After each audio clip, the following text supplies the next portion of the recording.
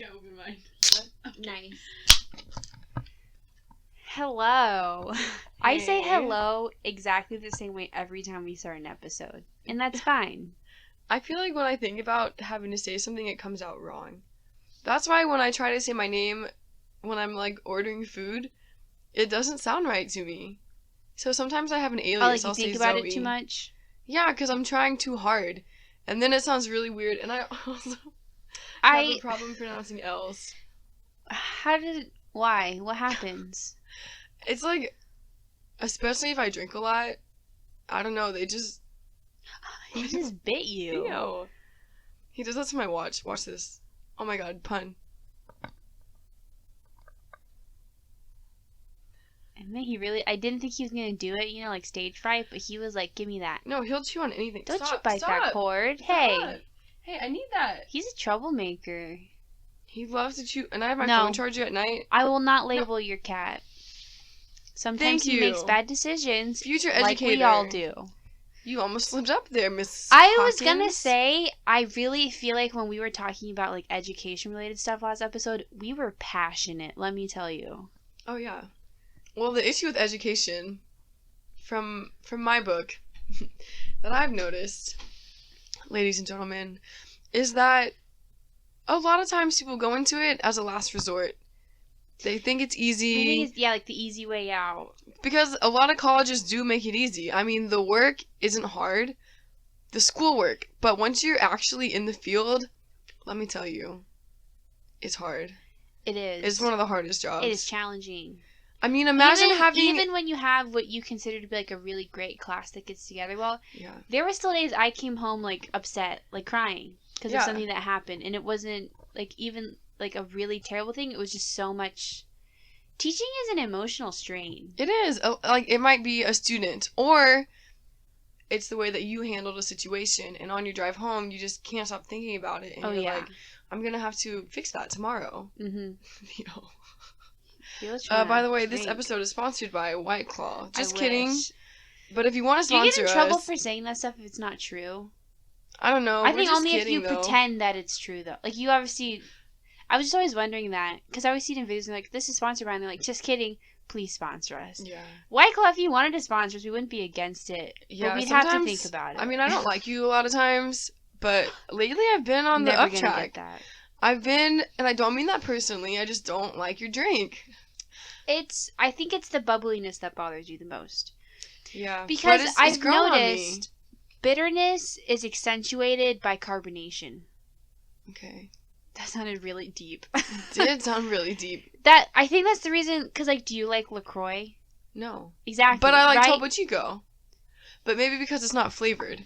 Right. It's like you're not disappointed because you weren't expecting it. Yeah, LaCroix can be so disappointing when you don't understand that LaCroix doesn't taste that much like what it's supposed to taste like. Not that it's bad, but like it's an essence. You know what I mean? Mm-hmm. Let me tell you, I love Sprite.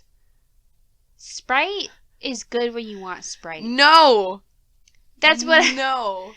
Okay. Hope, look into my eyes. Sprite is always good. Even if you don't want it and someone's like, have a sip of my Sprite. And you're like, okay. It's so good. It hits every time. Sometimes it's too sweet. No.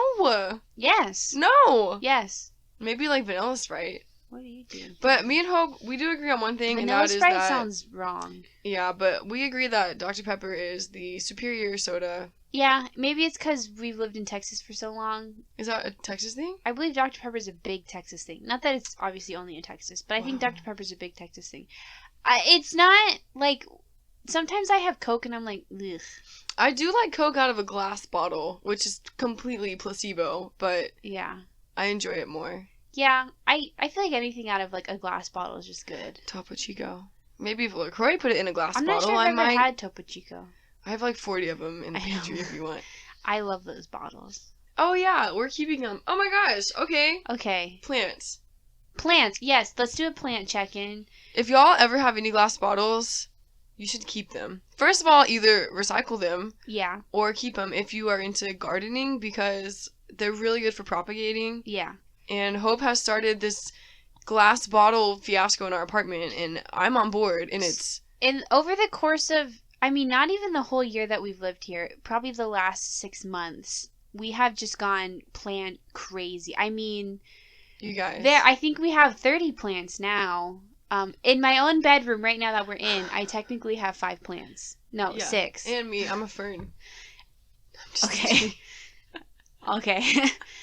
And that's only in my bedroom. That's not even in the apartment. And y'all don't and that's understand not how outside small of the apartment. our rooms are here. Very small. And I now have a plant in my room. Yeah. Yes, you do. Hope got me a plant for my B-Day. It reminds me of you. It looks just like you. Is it because it's so white? It's not even white. It has... Stop! I noticed your freckles today. Thank you. I think it's just a peeling sunburn. But... Oh, it looks like freckles. Thank you. If you have freckles, with Lindsay. I admire you. I love freckles. They're adorable. And I have right now, I got pretty sunburnt over the weekend. And it turned into tan. Did you wear sunscreen? Yeah, not really that much on my did face, you reapply? which I should have. Yeah. I feel like no one really ever reapplies unless they get burnt really bad. He loves my closet. I kid you not. Every now and then he'll come out of there at like 1 in the morning. I'm like, what the heck is that? And it like, oh, it's just your cat. We're talking about my cat. So my cat's Theo. In case anyone's wondering, it's Theodore Maxo Zyler. Yes, named after Maxo Cream. I was gonna say I don't have a middle name not for my cat. Theodore Roosevelt, because I don't really care. I don't know where Theodore came from. All you Theodore Roosevelt lovers. Wasn't Teddy Roosevelt? Was he like a pretty decent person? Compared to LBJ? I refuse to decide whether or not a president that I was not alive for was a fully good person or not, because I don't think I can. There were some that were definitely bad, but I don't know. That is a long conversation, and I think we're gonna skip over it. Wow, what is happening? We're on our 3rd White Claw each. Well, hey, you don't have to tell people that. Well, did I say 3? I meant 0. I truly believe if you met me in person, you would never believe that I here's not my only problem. have a podcast, but I talk on it. Let me stop you right there. Oh, okay. Here's the issue with that. Hope does not exist, so you will never be able to meet her in person.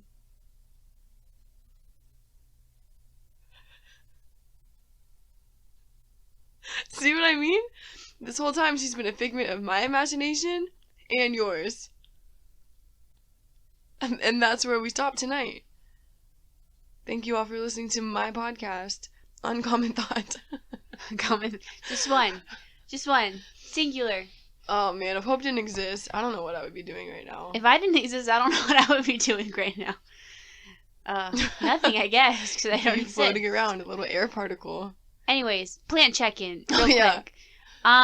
Dude, our balcony is incredible. It's getting lit out there. It's on the fritz, in a good way. I had a pair of shelves that I had no idea what to do with. They're really cute, and she painted them herself, and I didn't even know. I thought they were store-bought. Yeah, they're a duck egg blue. That's what my mom called it. What? How do you describe that? It's like a darker version of Tiffany blue. Would you agree? Yeah. Yeah. Yeah. Yeah. I like that. So we put those out on our balcony so that they like overhang the balcony, which is nice because that's the only part that gets direct sunlight.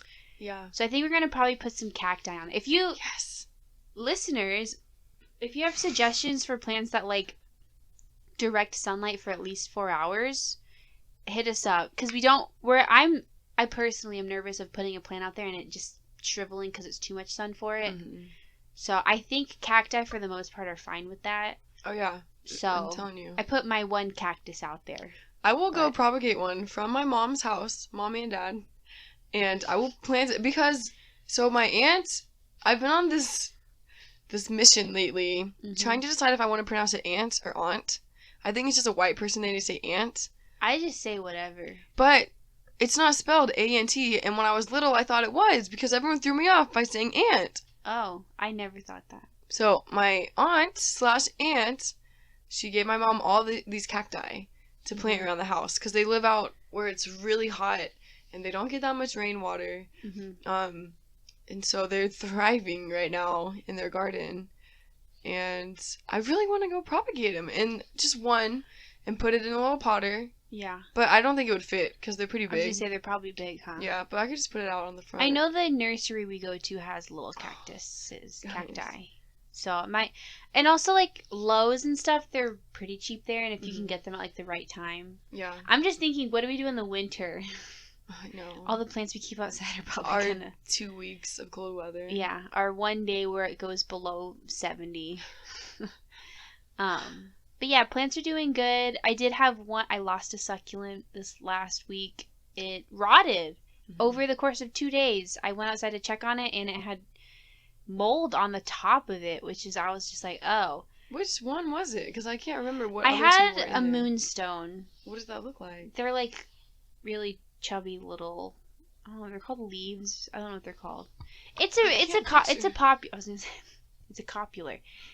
That's not what that means. It's a popular succulent. Like it's one of the big ones that like a lot of people get. It like has a very mild purple hue. I have no Anyways, idea what you're it talking molded. It was a little heartbreaking, but also when I got it at the nursery, it was already kind of not great looking. I thought I could bring it back. I couldn't. about. All I What? can see is his nose. And then the one next to it also died, but it didn't appear to rot. I just don't think it was doing that well in the soil it was in. But there was also a cactus in there, and that cactus is absolutely thriving. And it's got a little sprout thing on top of it. It does? Right? Doesn't it have like the yellow flower? Oh, yeah. Yeah. Or is that like another cactus? I have no idea. Because we get don't those know too. a lot Or about my parents cacti. get those. Because like, so they live out in the hill country, and there's like a lot of cacti. I want to say cactus so bad, Mm-hmm. but I'm trying to be correct, okay? And they We're, have all we're those. tired like, of the blooming corrections. things. No, we're not. No, we appreciate It's them. funny. It's also nice We like them. to learn something from the podcast. Like, we Mhm. also learn from it, which is really interesting for us. Like, we get to learn about what we were wrong about. I always thought I would never learn anything else. I thought I reached my ceiling. Lindsay's an absolute genius. It's true. Her IQ is 4,000, so... So if you need anybody, Her entire body is her brain. We need anyone for what? If you need anybody, what am I saying? I Okay. don't know. Okay. Can you guys hear my windbreakers? Hold on. That is the sound of beauty. I'm creating electricity. She Anybody powers our need some? our apartment is 1 square foot. She powers the entire thing. I have to rub my legs together all day. Talk about chafe. Talk about chafe. Okay, let's talk about it. Thigh You know chafing what? sucks. I actually can't run in shorts because my thighs chafe. Neither can I. I And they just don't wear scab. shorts. My thighs will scab. Well, yeah, I get like a weird rash because Okay, it like good. hurts. Yeah, it You know, sucks. that's normal if your thighs chafe. Okay, well that's good. I just didn't really ever ask anyone before. Yeah. But so I usually wear leggings, and a lot of Mhm. my leggings are really like restricting. Yeah. And I like to say that's the reason why I can't run that long. But I think we all know the truth. You don't like I running? just suck at running. Yeah. Also, I can't breathe. I have my inhaler, and I take 2 pumps before I run. I know. I get nervous. People are gonna stare at me and be like, "Do we need to help her? Is Yeah, she like, gonna be should she okay?" be running? Yes, I should. I want to start running. We need to start running together. Come with me. I usually go around 8:15 because the sun starts to set. Mm-hmm. People don't really see you that well. That's why I like to go at night. Nice. Because I get really cooler. red when I run. I do too. Shout out to all my other white folks out there, all my other crackers who get really red when they run. I get really red. Like really red? Oh, like really, like people notice it. They're like, "Why is your face And so they red?" look and it's like we've never seen somebody work out before. So people just don't get red. I know, it's not fair. Take it as a badge of honor. You're showing off that you worked Mm-mm. out. I can't do Yeah, that. I did work out today. My face is red. What do My you? face. My face. That's my texting coming out. My face is red. What do you My want to say face. about it? So, What are we talking about? Well, there's a few months ago, Hope and I decided that Australians are British I was cowboys. gonna say, I don't know where this is You remember going. that? Yes. Because we were like, well, they're just British people with like a Texan accent. Mm-hmm. They're like cowboys. Here's the thing. They're British cowboys. I shared this revelation with Harvey, and he was like, "Yeah," and I was like, "Oh, so this is just common knowledge no one Is talks it? about, huh?" Is it? I don't know, cause I'm Is really he a upset if good- It is. is he a good reference for this? He's not Australian. I don't know. I don't know his lineage. I don't know his family tree. I think he's mostly Irish. Watch that be completely wrong. I know nothing like about Cuban. him. I don't even know if his real name's Harvey. Harvey It has might Cuban be eyebrows. Darby. He has what? Cuban eyebrows. Are Cuban eyebrows just like thick eyebrows? Yeah. Oh, he has very thick eyebrows. Yeah. They take up 40% of his face. He's actually cousin It. No, but that's who you're describing right now. My boyfriend's just my cat's hairball on my bed. It's okay. Oftentimes Hope refers to me as Weird Al when I try to do a middle part. Is it not funny? I'll stop if it hurts your feelings. You think that hurts my feelings? No, I don't. I live for it. Okay, I was gonna say, I feel like you think it's funny. Because it is funny. It is. Because here's the thing. I'm, like, crying a little bit. 99.9% of people look bad with the center part. Whoa. There's a lot of people who look good with it, okay? Disagree. It's one of those things where it's like, I can't stop staring at it, though. Like, maybe you don't look bad, but, like, every time someone has a middle part, it's kind of all I can see when I look at their face. Are you saying that? Are you disrespecting Jesus right now? Because Do you I'm have a pretty center sure he part? has a middle part. I'm trying to think of He's other a trendsetter. men. What other men have middle parts? Jared and look good? Leto? Is that how you say his name? I feel like he's had a middle I don't know. part. They always reference him in shows. Like, you're the Jared Leto of this He's city. like 45. Who is Jared? You know what was He's from a crazy? band. You know what's crazy last night? I was looking up, I was God, here last what's his night. name? What's his name? I'm not gonna yell into He's the a mic. designer. I'm trying so hard not to yell into the mic. He's a designer. Rick something. Astley? What? Rick Astley? No. Do you not know who that is? No. Okay. But, okay, I wanted to tell you, I was watching Office bloopers, and I saw Angela's joke.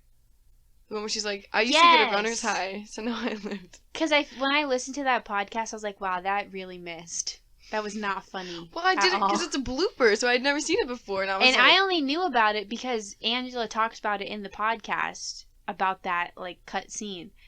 Shout outs to Office Ladies. Lindsay and I are listening to them. Love them. Oh, It's his name is great. Rick Owens. He's a designer. I don't know who that is. He's old. Okay. Okay, but, like, he's kind of hot. But I saw a picture... Can I see? So I follow Grailed. No, he's not. I feel like he I'm used to be sorry. hot in his day. No, let's he's not. let's look up. Okay, but look at his shoes.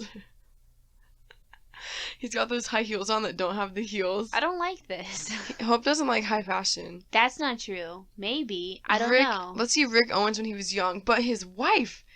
No knock on age differences in relationships, but dude, she's 76 and he's 58. And I think that both of them have sorry, never... that's not what I thought you were going to say. No, I think both of them have never used skin cream in their life. They Shout- have the worst skin I've ever Kudos. seen. Kudos. I don't know what I was going to say. But let's see what he looks like young. He's just like a fashion designer. I don't know. But he's who I thought of with long hair. Oh, no, he's Does kind it of ever scary. make you kind of sad, though, when you see an old person, like specifically celebrities, because you can just look up pictures of them when they're young, and you're like, they were so attractive when they're young, and now they look old and not good. I have always wondered, like, when Harvey and I get really old, am I going to look at him and still see him the same way? Does that make sense? I don't see what you're talking about at all. I'm talking about, look how scary they look together. Oh, yes, okay. They just look like they're doing a weird Halloween costume, but that's just like their everyday. That's really mean. Wait, but did you hear my question? Mm-mm.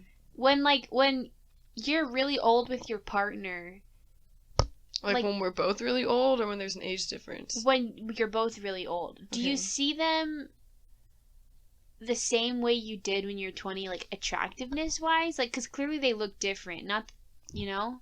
Okay. It's just weird. Here's what I think. Because, like, my grandma, how she looks now versus when she was 30, like, there's a significant difference because she's just gotten older, which isn't a bad thing.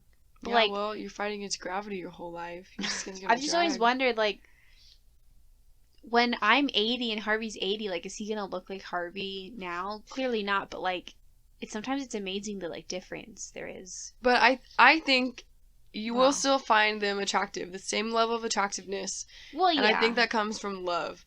When you really love someone and you get to spend more and more time with them, you love them harder. Hopefully. I don't know. So we have a to-do list of what we specifically want to talk about. We've done nothing. We have not talked about We've done any of plants. it. We've done plants. Is plants on there? Yeah. Oh, yeah. Third from the bottom. Clearly, I cannot tell. Okay. Oh, Pippa's going to say hi. Pippa's my cat, and I love her. She is spicy. She's so cute. She's a thick girl. I need to make a sticker. That's her. Pippa. speaking of, we have decided to start some merch Oh, for the yeah. podcast. I have been really getting into like graphic design. I don't know. She's really good at it. Excuse me. I got my dad's Oh my gosh. parkour. What the heck? Theo swiped out My her. whole life flashed before my eyes. She doesn't even know who it was. Anyways, Yeah. I got my You dad's don't old know who. iPad. I got an old version of Procreate. Whoa. Shout out to Cody, my friend, for helping me get an old version of Procreate. Yes, I did pay She's for talking about making babies. Oh yeah. That's really inappropriate. I paid him on Venmo for the app so that he could buy it. Long story. And I thought it was the funniest thing. So my memo or whatever it was on Venmo was like, LOL, Procreate. Because I was like, it looks like I'm paying for him. Venmo. Not gonna finish that sentence. So weird that it's like Anyways, we're currently on Redbubble. So if you want to get merch, it sounds really weird advertising this, but if you want to get merch for the podcast or just check out some nifty designs, public. Look, here's how I see it. One day, how do you see it? well, everyone close your eyes. Okay. Hope close your eyes. And they already are. And I know you knew they were already closed. You just open them again. Close them. I needed to see how you reacted to Okay. One day, Hope and I are going to make it. We've talked about it. We're manifesting it. Hey, your eyes are open. So are yours. Hey, no Hey, questions. hey. Eyes up here. Hey, No, horse. up here. Hey. No, my head. No. I'm trying. One day, we are going to make it. I feel it in my heart. Listen here. My Here's heart. the deal. You can look back on this moment and think about how you could have had the OG merch. Oh, You could have been a supporter from the beginning. I know everyone likes to say, I liked Tame Impala before they were cool. I like blah blah blah when they had 4 subscribers. Yeah, that could be you Be right that. now. Be that right now. We have 15 Be that subscribers on annoying Podbean. person. I don't know if we have followers on Spotify. I don't know how to look at that. I think I follow us on Spotify. Clearly learning. I think I do too. But like, well, first of all, we just want to thank anyone who listens. No, ever. for real. We It really means appreciate it. We have some super loyal followers. You know who you Yes, are, and we you do. really appreciate you. It means so, like, we talk about you all the time and how thankful we are that, like, you're supporting us. And we're kind of shocked. I mean, you're helping us Yes. believe in ourselves a lot. Yeah, because I mean, I really enjoy this. I think, hey, I'm going to toot my own horn and Lindsay's horn for her. Don't I think touch my Lindsay and I horn. have something really, really special. If everyone could... Oh, you can Getting open your on my eyes. knee. You can open your eyes now, everybody. I just think we have something that's really special and really funny, and it feels like such a blessing that we can share that with people. And so if people are willing to listen and enjoy it, that's amazing. Yeah. But I really think we're going to go somewhere with this. I think this is just the start. I do too. We just have a really weird sense of humor that we share. Mm-hmm. And It's very weird. you might have seen that a little bit in our skit we did last episode of like, what is this? Yeah. And we've always dreamed of writing a TV show like Mhm. Portlandia or I guess kind of like SNL. Like, yeah, just weird kinda like- skits. yeah. You know? And so that's kind of where that came from last week. We didn't really get a chance to address it or anything. But I guess like every so often we might throw in a little skit mm-hmm. that we wrote or something creative, something beyond just us sitting here talking about a topic. Yeah.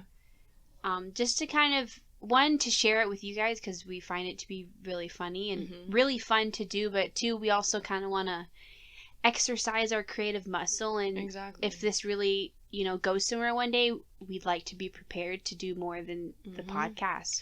Oh, speaking of creativity and, sharing stuff, my friend Dom, his band Ugly Side Up, Oh yeah. they have What was it? Can you say it again? Ugly Side Up Ugly is Side, their okay. name. And they started in Austin and they're now in LA. Hey. And I've seen them perform live a couple times and they're awesome and super talented. And their latest single they just released is called Walking Again, and I highly recommend you go look it up. Is it on Spotify? I listen to them on Spotify. I'm pretty sure that they're on everything. Okay. Yeah, so I mean if you follow me on Instagram, I've shared. And there. thank you, Dom, for sending me a Farewell to Arms. I am working on it. Hey, Dom used to be an English major, so Ooh. he graduated with that. So I think you I should would have trust him. really liked being an English major. But yeah, thank you. I always appreciate a new book. I genuinely feel like I will read every book I've received at some point in my life, and I'd like to make that a goal. We love books here. But Book yeah, people. awesome. We're big about supporting other people. If you are an avid listener and you want us to talk about something you do, like, I really feel like we'd be very happy to do that, because we're clearly very small right now and we're trying to do something too. So yeah, you gotta help everyone come up. Which, speaking of, let me go back a few minutes. We're on Redbubble. Oh, sorry. You can search Uncommon Thots Podcast, and that'll show up. Or you can also search our shop name, which right now is HC Hawkins 77. That's just something I use a lot online for usernames. And it'll pull up my shop. And you can get a bunch of different stuff. You can get stickers and t-shirts. Is it a bunch of different stuff or a bunch of different things? What's the difference? Does it matter? Is there an issue with plurality? Lots of stuffs. Stuff is plural, right? I have no idea. Be like, I have a house full of stuff. Alright. Cut that out.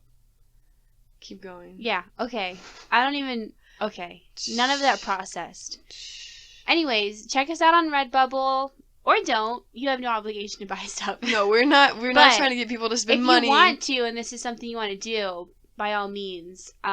Beyond our podcast, I just want to get better at graphic design. So I'm going to keep uploading stuff that might not be related. But it's really exciting. I'm big into artsy fartsy stuff. She looks so mad. They're staring. I wonder, do they communicate in this way? They stare at each other she looks like she wants to kill him. We're talking about our cats.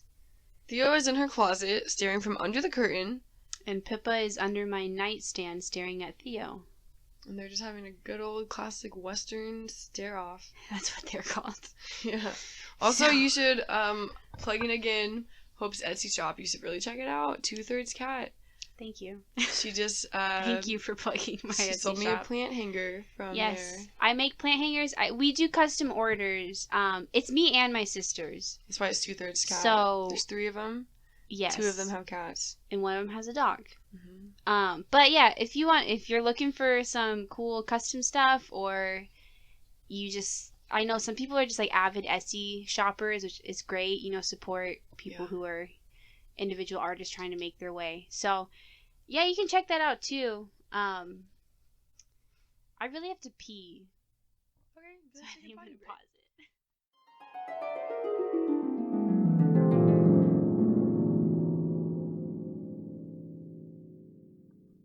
Okay, we're back. All is right with the world again. Yes. Except all isn't right with the world again. Yeah. But it can be, depending on how you look at it. Yeah. Just be careful. Just warning you, it's going to start getting deep soon. So do you want to start with your question? Or do you want me to read that email first? Can I do my question before I forget it? Yes. Okay. So I went to the grocery store earlier, and I had this thought as I was walking inside.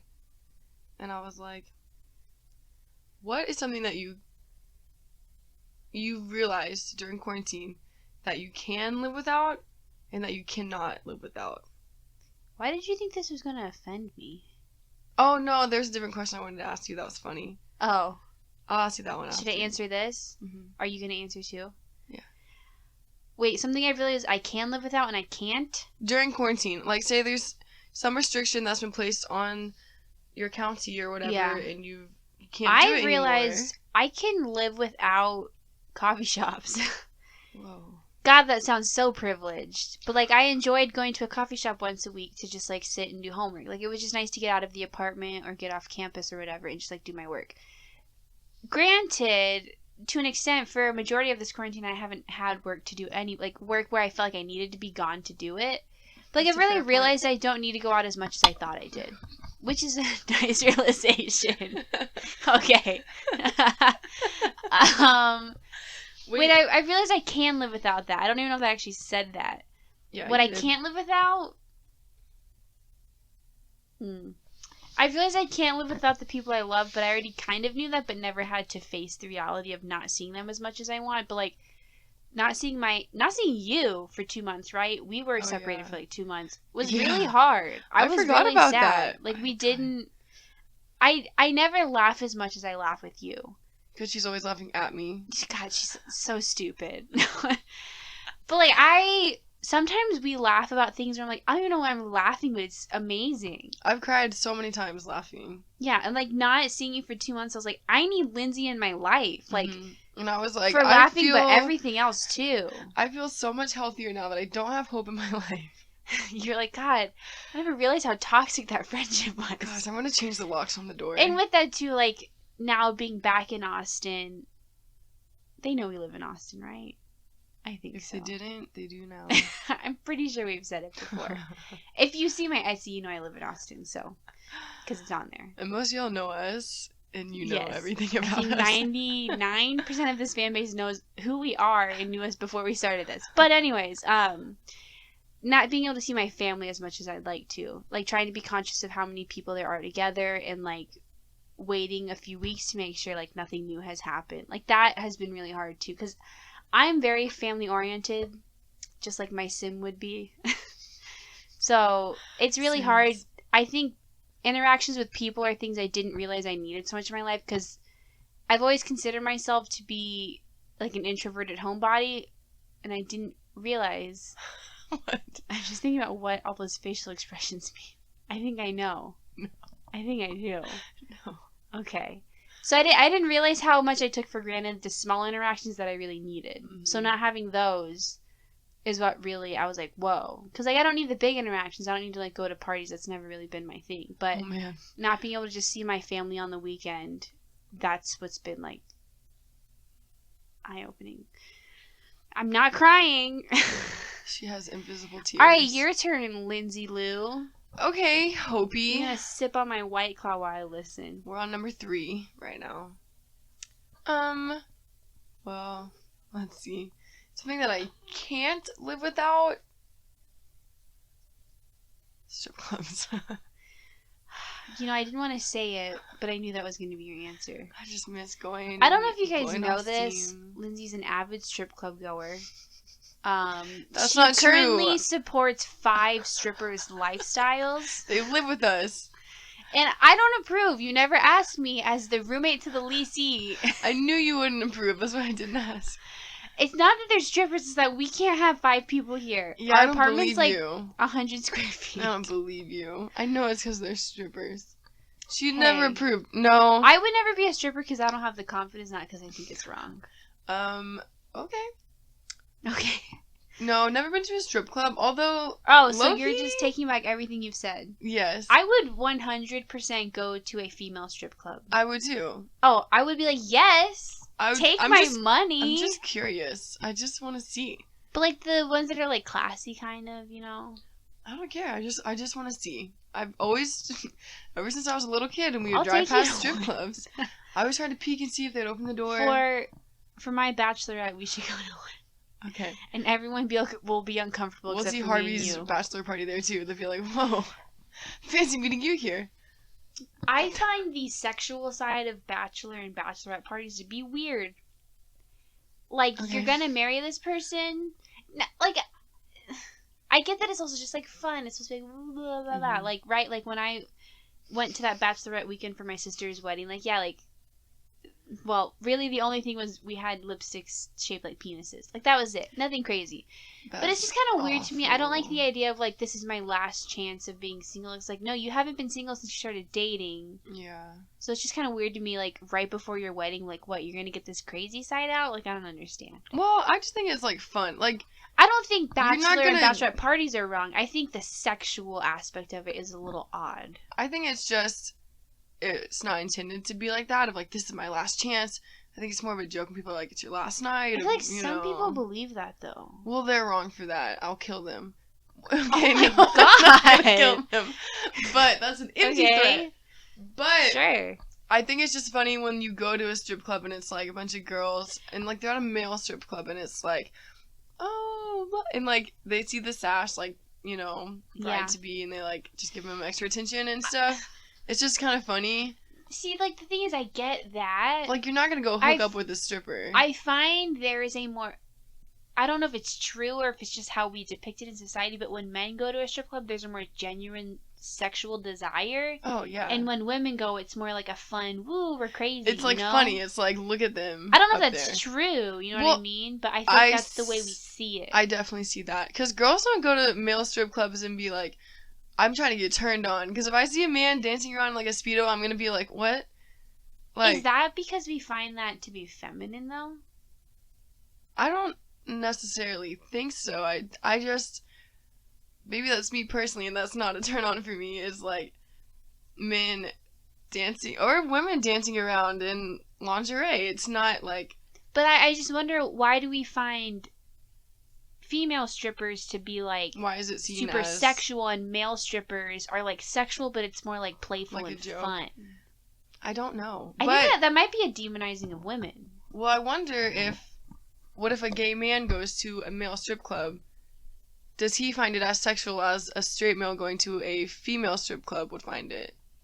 I have no idea. This is a weird, good but odd question. I didn't think we'd be talking about this today. I've never thought about it before. But it's a good question. Like, I don't think strip clubs inherently are wrong. I do think beyond the strippers, there's a lot of messed up stuff that goes on that the strippers aren't really in control of, which is really sad. Well, you also have to understand that a lot of girls don't dream of being a stripper, but you make good money. And there's sometimes you get, maybe some girls do want to be strippers, and that's fine. And males, if they want to be strippers, that's fine. More power to you. Mm-hmm. But, just like with sex workers, you're making money, and you're making a lot of money, and you might need to be making a lot of money to handle family or bills, or if you have addiction, like, you're probably going to have a better chance of earning money through these things than working a job where it's like, like a 9-to-5. It's just people fall into these points in life. I've learned about this a lot through the true crime podcast that I like. Mm-hmm. And it's like, a lot of times there were female sex workers who would be murdered, mm-hmm. and the police department wouldn't take it seriously because they were like, oh, they chose this lifestyle. It's, but like, and these murderers want to clean up the streets. It stems from necessity. Yes, it's not like no one becomes a sex worker because they're just like, this is like, well, maybe some people do, but I think a majority of sex workers are either forced into it or it seems like the only option. Yeah, let's not forget that sex trafficking is a huge problem. Oh yeah, especially, and it's not really talked about that much. It's not, and we kind of were raised outside of Houston, and it's huge in Houston. Mm-hmm. And I never knew until the longest time. I didn't know until I was like 18, and I was like, oh my god, like I used to volunteer in downtown Houston by myself. Yeah. I don't know why my parents weren't as concerned. Actually, I think they were. I was just stubborn. I was like, no, I'm gonna do it. Anyways, so there's no knock on anyone who is a stripper or who wants to be, because I mean, a lot of work goes into like pole dancing. It's a hard thing to do. I've never tried it. I actually want to take like a pole dancing class. It would be fun, right? Yeah. Yeah, but there's a lot of people who work is work, mm-hmm. and a lot of people don't enjoy work. A lot of people don't enjoy their office jobs. Yeah. A lot of people might not enjoy their night jobs, whatever it is. But you need money to live. It's not fair. You don't get to be asked if you want to come into this world, and then you have to pay money to be alive? Mm-hmm. What is this? It's crazy. What is this? Just give me an island. I'll live off of it. Okay. I would live on an island. No. What were you saying? I was going to say anyways. Anyway, Lindsay's about favorite the male versus female strip clubs and bachelorette parties. Yeah. I don't know. What do y'all think? But then there's that weird thing where, like, it appears to be inherently wrong when men, like, hit on women. Yeah, well, like, men hit on women, it's not always seen as wrong, but there's a very fine line between, like, you're being too sexual and that's, like, offensive, mm-hmm. and, like, you're hit. There's nothing wrong with flirting with someone, obviously, but, like, it's hard to figure out where, like, it's okay and, like, you're kind of being too sexual, and if the other person doesn't want it, you're infringing on that. Like, they're not desiring that. But then, like, when women do it, right? Like, when women over-sexualize, like, younger men, like, I'm not trying to get weird, but like of age men, but younger, it seems like normal. When like, or like a 40-year-old woman's like, ooh, like he's super sexy, like a 20-year-old guy who's like, I don't know, I guess sexy. But like if a 50-year-old male were to say the same thing, I do feel like that's immediately seen as like disgusting. Yeah. Which is really weird. I think that's just how it's been for so long in society, that nowadays where like we might be like, well, like have this thought, you know, like revelation of like, well, why is there a double standard here? Yeah. I feel like back then there wasn't, and it's like, oh, women are never gonna like harm a man, you know. Men are seen as, it's completely untrue, and men are seen as the more violent and like the ones who are usually being convicted of like sexual assault or whatever, so it's scarier. But it's very untrue. Women oftentimes are doing sexual assault, and to younger men too, and I feel bad for younger men who might be scared or embarrassed to speak up, because like people their age, other male counterparts or female or whoever might be like, really, you let that happen? Like it's so sad. But I do believe that there's probably a lot of younger men who face that and are uncomfortable and don't have the space or the support to speak up about it. Yeah, we have a real issue with in any form of sexual, like, I don't know, crimes that we, because in general I think we separate bad things that happen to people by gender so much that we inevitably devalue one gender's experience with that situation, which is a real shame, because if anyone's suffering, that's wrong. It should not matter their gender. It's a human problem that we need to fix, not a male problem or a female problem that we need to fix. This got really deep. Wow.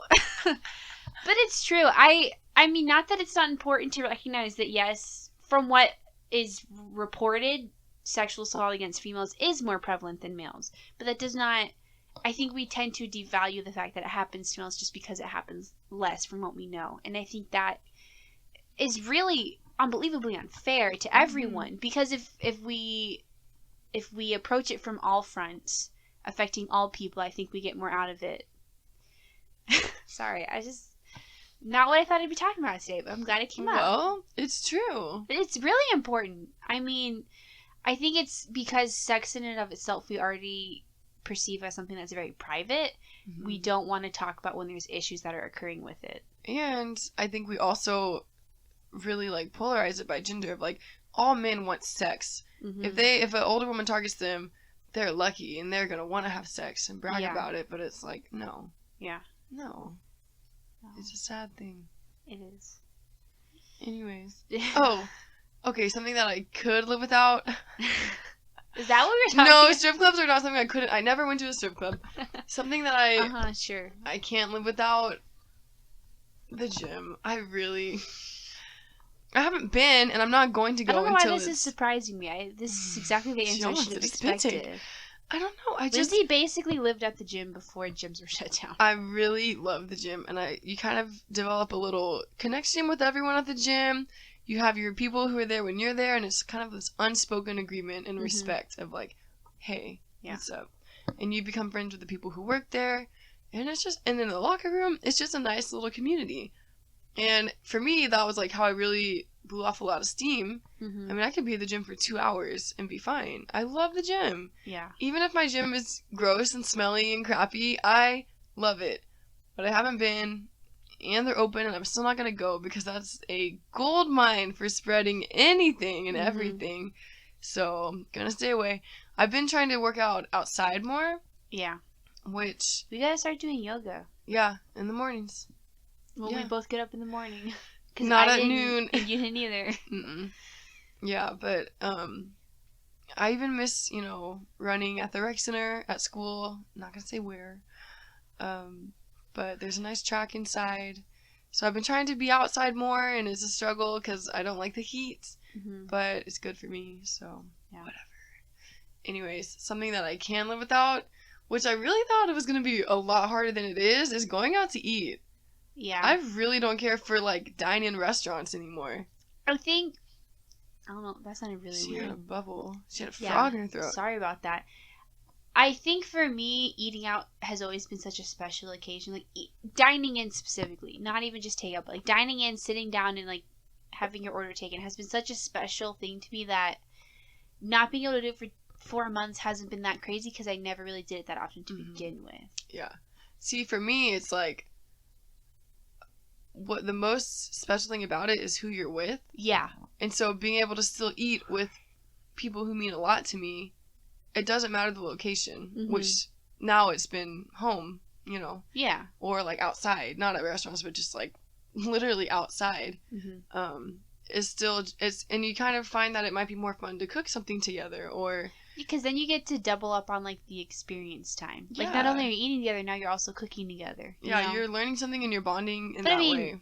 It's also really nice to go out to eat and not have to Cook, not have to clean up. Yeah. I mean, you're paying for that, right? But like, it's nice. Yeah, too. I mean, I kind of miss getting dressed up and going to like I cute definitely restaurants. miss like quote unquote like going out. Like even if that was just like spending the day doing like errands, I kind of miss just like kind of being out all day and like not being home and just getting that break from like sitting and being in the apartment. Yeah, I cannot be in the apartment all day. I will go stir crazy. Sims vocab. But I definitely miss coffee shops more than I miss restaurants.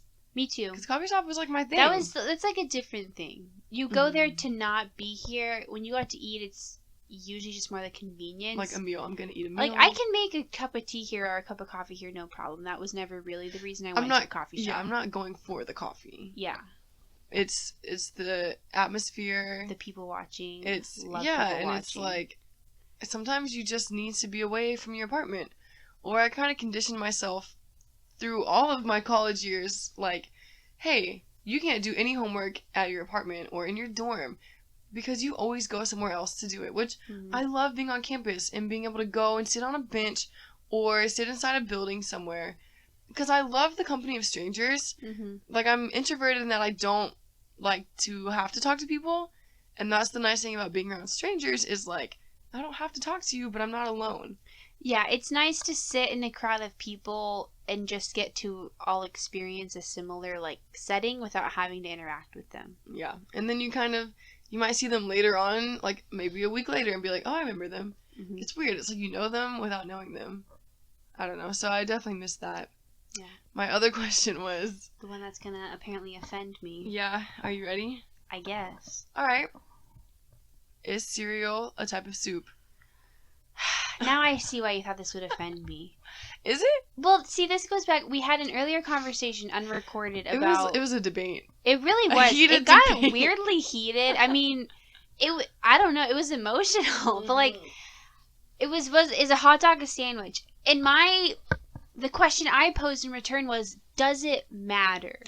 And yes, Lindsay got really upset. Does matter, but, okay, I started out really fiercely defending that, yes, they're different. A hot dog is not a sandwich. It's a hot dog, you know? And then, through a lot of deduction and reasoning, I think I came to this understanding of... Was I a part of this? Yeah. Were my opinions helpful? You know they were. Oh. I'm offended. Oh my god. My name is Hope. My name is Hope. Oh, I'm yeah? sitting on the floor. My name's Lindsay. I'm laying on Hope's bed because she's a nice bed and it's really cozy. I'm gonna mess it up. You already have. I can see your footprint in my pillow. Really? Disgusting. That's not from me. That's from Theo's butt. Interesting. It's not any better. His nose still. He's chilling in there. Okay, but well, it's like I have the same response. I don't care. I care.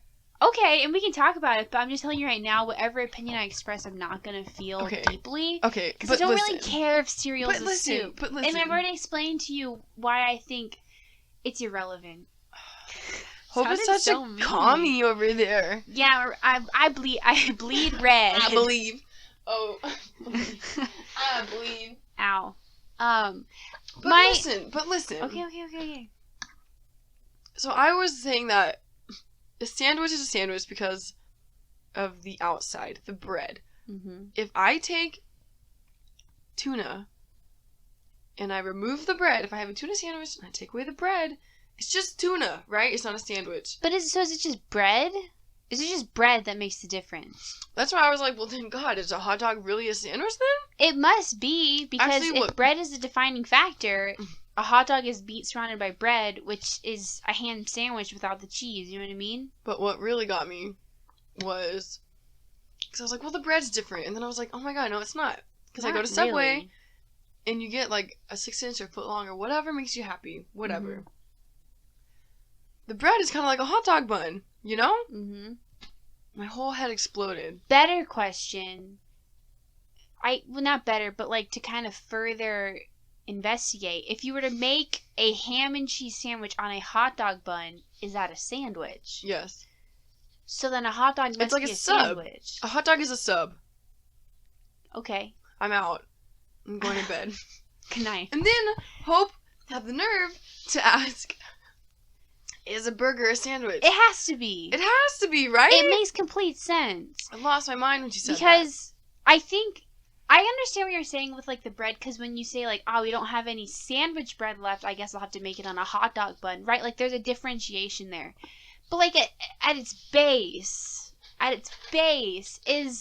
does it really matter? Like at the end of the day, a sandwich is kind of like two pieces of bread surrounding some sort of filling that's usually like what, meat and cheese. I guess this is my issue. This is my beef with it. Pun intended. I figured. You have a bigger circle, and it's sandwich. Sandwich is the realm, you know? And then, within that realm, falls a hot dog. I think, because a hot dog is now, from what we've decided, is a type of sandwich. Why are all sandwiches called sandwiches then? It should be like, here's this tuna melt, that's a type of sandwich. I was going to say, that's what I was, I think, talking about earlier. It's like, well, the only reason the reason this is even a mildly spoken about debate is because a hot dog is seen as its own entity because we've given it such a specific name. Mm-hmm. Just like a hamburger is seen as such its own thing because it has a specific name, but not because it's not something else. Mm-hmm. But they're both a type of sandwich. I think we need a better umbrella term. What's wrong with sandwich? Because there's too many things where you could just be like, oh, sandwich. But if you say you're handing someone a hot dog. So you want something that includes both sandwiches and hot dogs and hamburgers. You want something above those three. I guess. Or just stop calling regular sandwiches sandwich and come up, like, be like, here's a BLT. Here's, you know. But you're doing that right now because they already exist. I know, but why do we still say, here's my sandwich? Because it's the umbrella term. Yeah, but you can't say that with a hot dog. You can't hand somebody a hot dog and be like, here's your sandwich. They'd be like... You can. But they would lose their mind. They would be like, I don't want it. I don't want a sandwich. I want a hot dog. Take it back. Because, like, Do you see what I'm saying? There have been times in my broke college life where I eat a hot dog on a folded piece of bread. Is it still a hot dog? That. Yeah, it's a delicacy, actually. it's delicious. It's a modern You ever had a hot dog delicacy. in a tortilla? I haven't. Yeah. Oh. It's not the same because tortillas don't tend to have that fluffiness that bread does. Because we were also talking earlier, and we decided tacos are not sandwiches. They're not. Because the taco shell is too discerning. Yes, it's different. That's not bread. It's a grain that is a casing for what you're eating, but it's not bread. Yeah. I don't know, you guys. This is above my pay grade. Really brought me back. Unzip. Okay. Yes. I have to pee again, so we're going to take another break.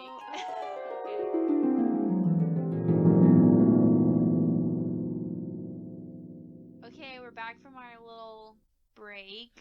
A hiatus, if you will. Yes. A very, very short hiatus. Is there a time limit to hiatus? Haven't we had this discussion with Era? I think a hiatus is just a break. Didn't we talk about this with Era, though? Like, what's an era? I think an era is something so distinct that it needs its own time period that doesn't necessarily fit into time periods we already use. Wow, hit me with the intellect. What is that, intellect or wisdom? What's the difference between I think that's considered intellect. Wisdom is like learning through experience, right? I believe so.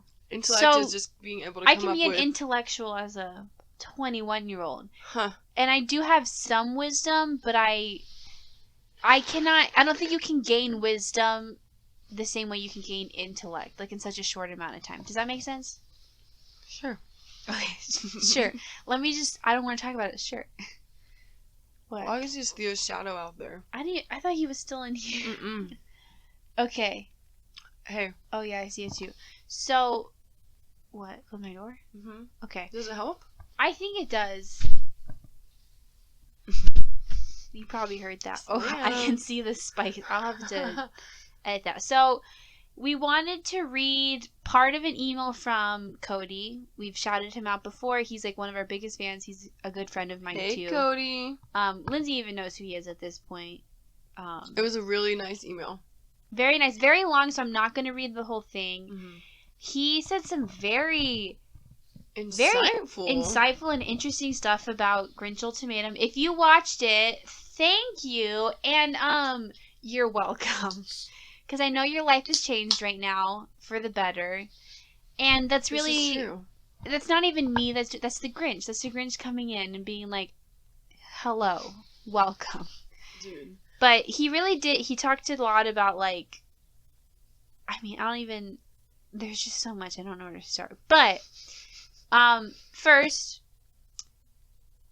I hope you enjoyed the skit. He talked about the skit, and he said he would like to hear more of it, like more skits. I think we definitely plan on writing some more. It's just when school starts, it's gonna definitely slow us down. So I think what we're maybe gonna try and do is stock up a little bit, write a few of the scripts before school starts, and kind of. And if you've ever tried to sit down and write a skit or a script, it's so hard.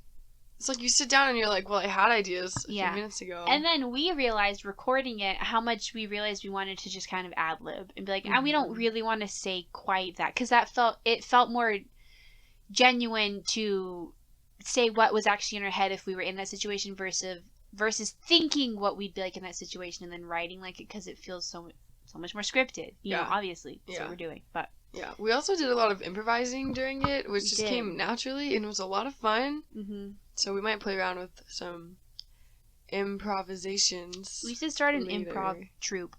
Yes. Join us over Zoom.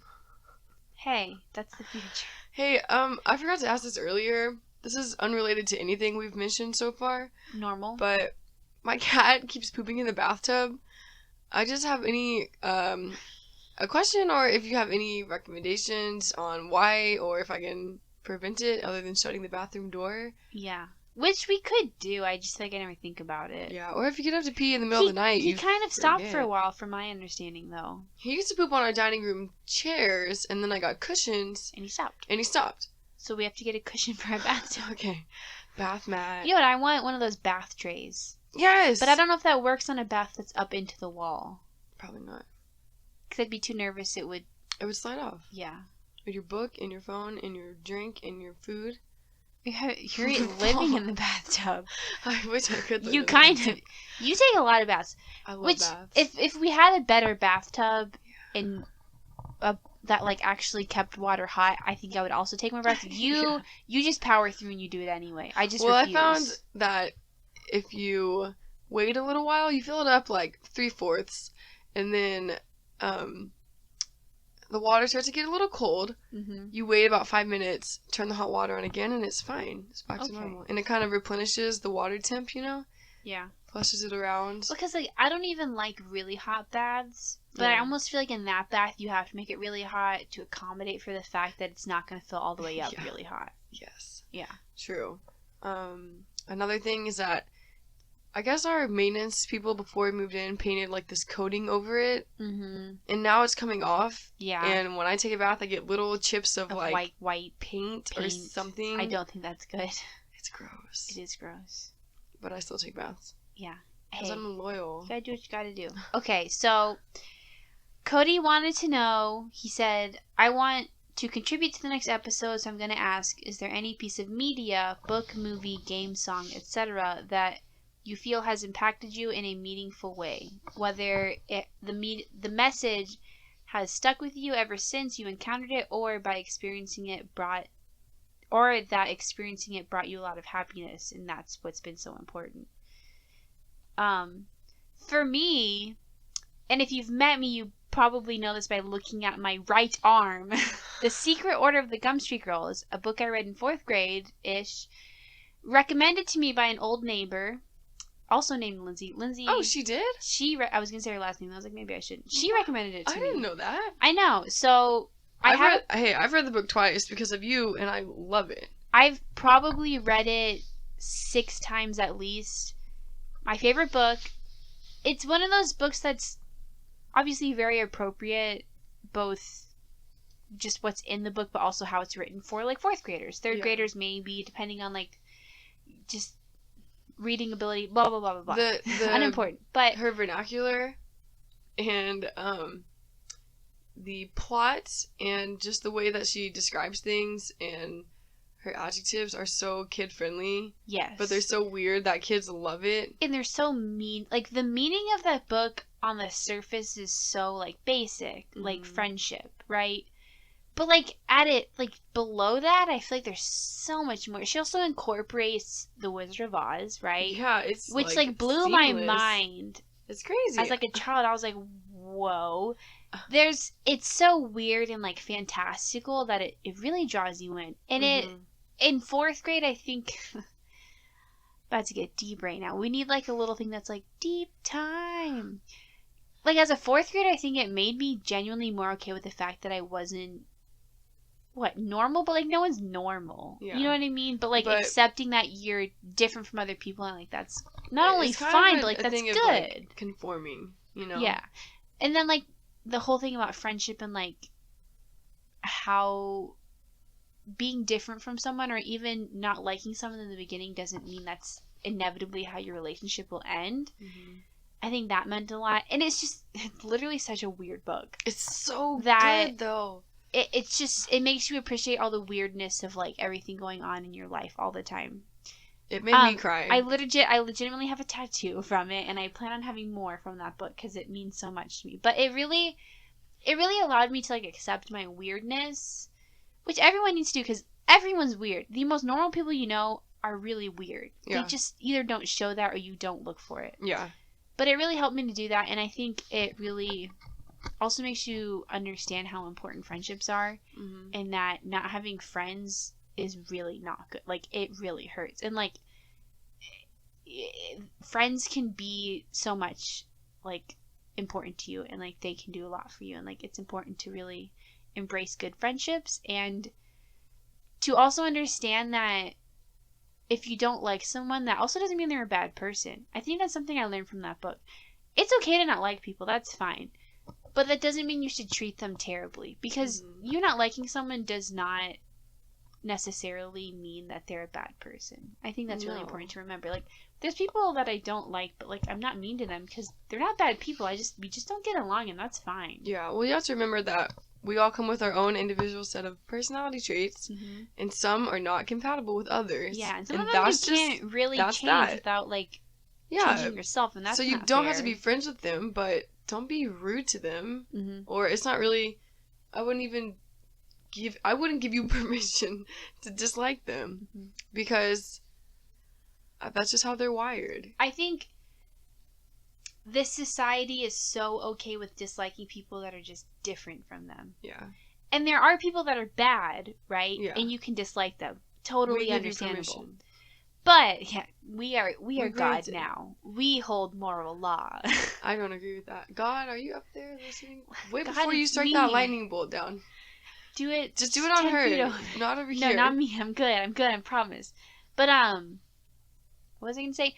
I think our society is a little too okay with just disliking people that are just different, that aren't inherently bad. I think that book really challenges that idea, which I think is really important. And I think that book is powerful for people, especially, like, young kids in school who, what if they're getting bullied because they're kind of different, or they're not, like, beautiful or popular or whatever, you know? Like, so each of the main characters are, like, pretty different from each other, and one is, like, super outgoing, one's really shy, one, you know, they're not, but none of them are, like, super popular. Yeah. But I don't know, it just goes to show that, like, they all have their own special talents and they all help contribute in some way. Yeah, they all fit together to, They like, do. serve this greater purpose. Even Which I though feel they're like all that's what we do completely as different. humans, Yeah, right? it's like, it's better for you to be unique. This world And would suck if we were all the same. Yeah, what Oh if we God. all just And the thing really is wanted to study one thing? It's also so difficult because we're not all the same. But, like, that's the Yeah. beauty of it. Yeah, you're supposed to celebrate people's differences. And it's a good thing to be diverse. I mean, it wouldn't be fun, like Hope just said, if everyone was the It'd be same. so boring. So boring. I do not want to, like, because some people are like, if you had a twin and they were just like you, like, wouldn't that be fun? No, it wouldn't be fun. Mm-mm. Right? Like, Lindsay and I, on the surface, might seem similar, but we are vastly different. We are. And that's what makes our different. relationship fun and Could not interesting. be more different. It is how, I mean... Just look through our Spotify. Something that makes me laugh, we have a shoe rack, and I just look sometimes at our shoes on it. And I wish I could take a picture and show y'all. Hope's are, like, all Keds. All Keds, and yours are almost all Nike. Mainly Jordans. And it's like, who are we? But I get along with Hope better than anyone else I know. And I think it's because we, you know, it just goes to show that even if you're different than someone, you can get along just fine. Because sometimes it's a complementing to each other. It is, and it's like, well, they might help you to see the light on something that you missed, or, you know, if they're your real friend, they'll challenge you on something or be like, okay, but what about this, you know? Yeah. They're not just going to agree with you blindly on everything, which is also really important because... I think that's some of one of my biggest issues with social media is it can be an echo chamber of the same idea. So, because you get to choose who you follow, right? Yeah. Excuse me. And as a result, you kind of get to choose what you see on social media. So don't get me wrong, like, it's important to share your political beliefs on social media if that's something you're really comfortable with. That's great. But I think it can be dangerous when the only response you're going to hear is people that support you and agree with you. Yeah. Because it's not that your opinion's wrong, but it doesn't allow you to see what might be wrong within that opinion. Yeah, there's really no room for growth. Yeah, like you need to hear someone disagree with you, either A, because maybe what you believe isn't actually right, and you do need to reflect on that. Or B, what you believe is right, but maybe there's some faulty reasoning in that, and you need to, like, reflect upon that and, like, improve it. You can always improve. You don't want to get too stuck in your own head because that's how you get people going, like, to extremes. Yeah. Because if everyone agrees with you, what stops you from going a little more that way? So. That's some Hitler action. Yes. He was like, nobody can stop me. And then it gets really, awful. Really bad. It's so. awful. So, media that has affected you meaningfully. I'm trying to think of books, and I mean, I'm gonna be a librarian. I love books. But to pinpoint, like, one or two books that really impacted me is so difficult. I mean, because, like, what I come up with, it seems so silly. Because it's like, oh, those are, like, really? Like, I want to say, like, a series of unfortunate events. And people be like, really? But it's like, I read those when I was in 5th grade. And, I mean, I really do think that the books that people are reading and the shows they're watching, the characters in them have such a profound impact on the reader or the watcher. Because, I mean, the kids in that book were so resilient and so brave, and, like, they were orphans all of a sudden, and they had each other's backs, and I just remembered reading that and being like, I want to be like that. I want to be so strong and so brave that I can do anything. Or even Harry Potter. It's like, it seems so silly and so childish, but it's like, I, like, think back on it and I'm like, no, they were so brave, and they, like, at the core of it would sacrifice anything for their friends, and that is, like, that's love. And that's why I really think that, you know, books are so important for, like, youth. I think, like, as a society, we tend to undermine the impact that books have, especially on youth. Yeah. And as a result, we don't care about what our youth is reading, which is so sad, because there are really good books in there. I know you know this because you've gone through the same education program I'm going through. Oh, yeah. There are really just not great books out there. And it's not that your students shouldn't be reading them. It's that shouldn't be all they get. Because they're, like, Cody suggested this question because I feel like he knew there's, like, media, especially books, really have like you said, a profound impact on our development as people. And, like, I think we're doing such an injustice to children by not caring about what media they consume. Yeah. And, I mean, I know high school turned off reading to me in a huge way. The books that I was assigned, I was like, I don't want to read anything. We need to give agency to students in reading. Yeah, they should be able to pick I get it. Like, I understand. A lot of the books. Yeah, like, why we have to read some of the books we read, but, like, for the most part, it should be encouraged reading in general, not you have to read this specific book. Let it be interesting to them. Right, because that's what you get the most out of something that is meaningful to you. Or at least, if you are so against letting students pick, at least take a poll in your class and be like, what topics or what are some titles or authors that you like? Right. And go off of that. Don't just walk in blindly and be like, here, you're going to read this Jane Austen book. Because I'm going to be honest, I don't like Jane Austen books. She's hard to get into. It's written in such a way that we're not used to, that if you really get into it, for me personally, I actually like laugh at it now because I'm like, she's funny. I get it. I get it's literature, but imagine being a 14 or 15-year-old and you're just like... sucks. What if you... Imagine this. A kid comes to school and they love being at school. Mm-hmm. Because what if their home life is rough? Okay? Yeah. And... You know, maybe they're like, all right, I'll read this book, whatever. But imagine them getting to read a book that is super engaging to them. And even the way that the teacher decides to discuss it and break it down with them, it can make, like, their experience so much better. I mean, I remember in high school, specifically, all of my English classes were my favorite. Because for whatever reason, I felt like I could be the most genuine version of myself.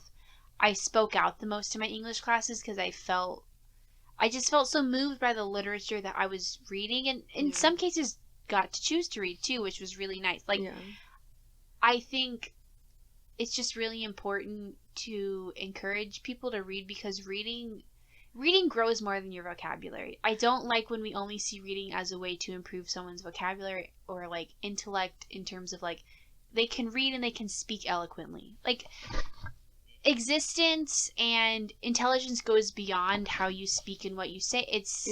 It's how you grow as a person personally. I think that's really important. We don't necessarily encourage that in the public school system for students to grow through literature. And I think that's such a shame, because it's really the beauty of reading is it not only can remove you from this world for a little bit and let you explore a new one, but you can bring that back from that world you just explored, and you can express that in the world that you're in. Yeah, that's what I was going to say, was that reading's always been a huge escape for me.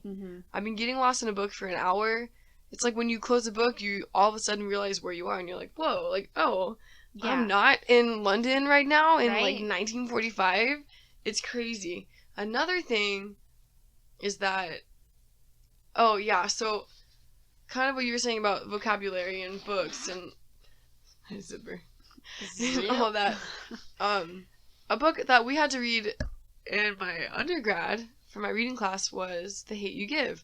And it was like, it's such a good book. You should read it if you haven't. Very good.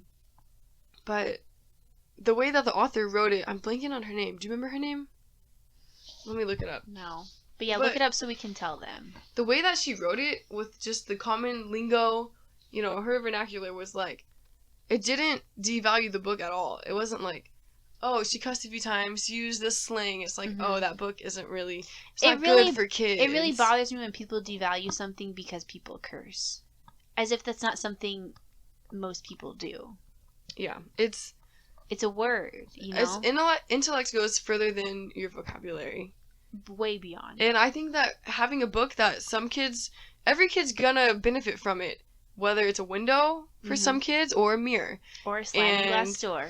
Do we need to discuss windows and mirrors for those who don't know? A mirror is whenever a kid sees themselves in a book, which, I mean, through various reading classes we've learned, Hope and I have learned that the overriding majority of subjects in children's books are white kids. And so it's hard for kids who aren't white to relate to a book. Or, you know, it's empowering to see someone who looks like you in a book. It's a special thing. Yeah. And so to not see that ever, if your classroom, if the teacher's book inventory isn't really diverse, a lot of the kids are just going to be like, oh, you know, maybe I'll pick this book. I don't really care. You don't get to see yourself. And then there's the windows, right, where you have the opportunity to see into another experience or life that you didn't experience, but now you have empathy for that and you have, in some ways, a deeper understanding of that experience, which is really important because, right, and if you have a diverse classroom and in turn a diverse library, you are already providing both because you're going to have a book that maybe relates to one student more, and in turn is now a window for another student that doesn't relate. And that's Exactly. right. So like having a diverse library has already covered those two things. And then you have your sliding glass door, which is a little harder to like I do. did not learn about a sliding glass door. You didn't? No. A sliding Teach glass me. door, from my understanding, correct me if I'm wrong. I can't. Other educators out there listening. My understanding was, so a window's like, oh, I can see how this other person has experienced this. A sliding glass door opens opportunity for that student to engage with that story. Okay. And kind of learn from it a little bit more. Does that make sense? So maybe going beyond just going beyond, I see that this happened in your life and this is your experience, taking but that going further beyond and step. saying engage in this experience. Talking to them about it, or Yeah. So, because I mean, I wouldn't say understanding because you can't truly understand, but talking to them and like engaging in it and gaining some of their feelings, or not gaining, but just empathizing with them and seeing. Yeah. And ideally, a feelings. classroom is not full of any one of these only. You want all three. Yeah. Because it's important for kids to be empowered by seeing themselves in a book. That's Oh, important. For sure. And that, if you're in a diverse classroom, that's a lot of different books. And in turn, I think A Sliding Glass Door is a book that really opens up conversation about something. Yes. So The Hate You Give is a huge one of those. Mm-hmm. I mean, it's kind of, entails all three. Yeah. I guess it depends who you are, but yeah. It is written by Angie Thomas, and so we talked about it in my class, and, aside from having these books in your classroom and allowing your students to read them, the way that you engage with your students about the books and break them down is also crucial. Mm-hmm. Because you can just have a book and have kids read it and then not really do anything else, but breaking it down and just, allowing your students to share out their feelings or their confusion or their thoughts is so important. Because books they're like these little secret weapons of how we're going to open this conversation up. Yeah. Like, I love it. I think the typical understanding of literature and books in school is it's something to read and like gain intellect from, and we don't use them as often for points of conversation, which is really important. Yeah. In my high school dual credit English classes, it did become a little bit more a point of like conversation, which is I think what you get the most from. Yeah. Like, yeah, it's great to learn new words and like all of that's like obviously still important, but like to be able to hold an intellectual conversation about something and garner a greater understanding of something is, I think, what is most important about a book, and we don't really emphasize that in, like, the public education system. Books are seen as, like, this thing you have to read to be smarter, but we don't understand the growth that can come from reading a book and discussing it. And that is a lot of times what turns people off to reading is, like, oh, I don't want to read just because I have to learn something. You kind of lose the benefit of reading it for enjoyment. When school is just like, read this, you're gonna have a test over it, and that's it. When you actually have a conversation about a book and really you get to express your personal feelings and thoughts about it, that's what you're going to remember, and that's what you're going to take with you. And I mean, I still think about like these conversations and things in my everyday life, because a lot of times books they like accurately depict things going on, depending on the author, I guess you could say. Yeah. But it kind of helps, really, for me, it's a lot of windows of how can I, empathize with people or see, like, I mean, with the current social climate going on, I've been reading a lot of books they're more educational, but like hood feminism is good because it's like, it's notes from like women from like the past, civil rights movement who were feminists, and but also like they're not white feminists, so I might see things from white feminists and be like, oh yeah, I understand that, but seeing it from like a black woman, I'm gonna be like, I've never thought about that, I've never had to deal with that. Yeah. So I mean, how would I have known this without reading this or watching this or whatever? Yeah. So yes, books and media are super powerful. Books are a tool for empathy building. Big time. Big time. So, I mean, learning, intellect, you know, we all knew that, but yes. Yeah. In case you didn't know. Yeah. Empathy building. So I recommend reading The Secret Order of the Gumtree Girls. Yes. Even if you're over the age of 9. It's so, and there's nothing wrong with reading children's books. That's why I want to be a they're youth beautiful. librarian, because I freaking love children's books. They're amazing. They make me Good cry. children's books carry their weight no matter how old you are reading it. Yes. That even makes sense. I don't know. It does. Okay. But, trying to think if I had to recommend one. This is so hard for me. I don't know. I read this a few, like, maybe in 10th grade, but the book Unbroken, dude, so good. It's about this, he is a track runner.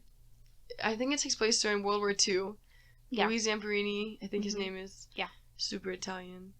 And he gets drafted, and it's like all this crazy stuff, and it's cool. I've never really been into like war movies or books, you know, but I was so into this book, and like, so you do learn a lot, like historically and like, you know, factual stuff, but because it's his personal experience of what happened to him, and let me tell you, it's some crazy stuff that happened to him. Like, very good book. I read it because I believe you recommended it to me. me. I think my dad recommended it to me, and I was like, a war book, and then I was like, oh wow. I mean, I really like the beginning because it's like his youth, and he's like a, what would you call it? He's just always getting into trouble and stealing stuff. He's like a rebel, I guess. Yeah, you know? But he's a kid, and he's like, I need to eat, and so I don't know. It's really good, and just like the resilience he has, and that he doesn't give up, even if he's a prisoner of war wherever he is, or lost at sea. It's insane. Oh my gosh, that reminds me, Life of Pi. One of my all-time favorite books. I highly recommend it. I've never read the book, but I really liked the movie. I think I have it, but it might be at my parents' house. Yeah. It's so... That book is so good. Yeah. The movie is... At the I can't speak for the book, but... Well, it's like at the end, you know? It's like you didn't expect it. You're like, whoa. There's a big twist at the end, or a big realization that you have that they reveal, and it makes you... It's one of those books or movies where you're like, I have to rewatch it now that I know this information. You, speaking of these books, for whatever reason, is making me think of Atonement. Oh, if so you good. want to have your heart ripped in half and then stomped on, read Atonement by Ian something. Ooh, I don't know. I'll look it up. We have it on the shelf. We'll like put it in the description, like book recommendations, so you can like look them up. Yeah, I read that because of you. Also, if possible, don't order from Amazon. Order from a small book company so you can support them. Just a shout out to small book companies. Yeah. Because, I mean, I get it, Amazon's usually cheaper and faster, but we're losing a lot of local companies and small businesses, and I think that's important. But let's see. Atonement. Also, The Glass Castle, Hope recommended that one to me. Another one that rips your heart out. Atonement is by Ian McEwan. Okay. McEwan? I think that's how you say it. Can you look up, is Unbroken?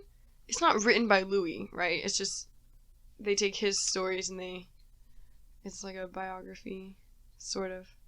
It looks like it's by Laura Hildenbrand. Okay. Yeah, so she must have, like, I don't know, talked to him. But yeah, Atonement will break your heart, but I think is really good. It also, I didn't realize how relevant it is to, like, sexual assault in terms of, like, our society right now, which I never really considered. I feel like that's a big part of it, and it's like, whoa. Yeah, but that's a really good one. I think these are, all the books we've talked about really force you to consider your perspective on situations and why you have that perspective and how to potentially approach a situation from a different perspective, which is really important. It might make you uncomfortable, but that's a good thing. Definitely. But discomfort also, can be a really good thing because it's where growth comes from. Exactly. But you can also read your favorite books from your past, like Harry Potter or whatever, because why not? Yeah. Yeah. Okay. That's kind of it. Is that it? Yeah. I never thought we would get through this. Wow. How long has it been? About an hour and a half. Oh my god. But we also have a little bit at the beginning we can cut out, and we can cut out some of the time between breaks. Like when I'm like, let's take a break, and then we don't take a break. But check out our Redbubble. Uncommon Thoughts Podcast, or you can search HC Hawkins 77 for like all the designs I have. I'll probably have more out by the time you actually check this out. So I don't know why I'm saying that, because you can't check it out now. Well, also support Ugly Side Up. Yes, Ugly Amazing Side Up. band. And write us in. Let us know if a hot dog is a sandwich. Please write us in at our email, uncommonthoughtspodcast@gmail.com. There you go.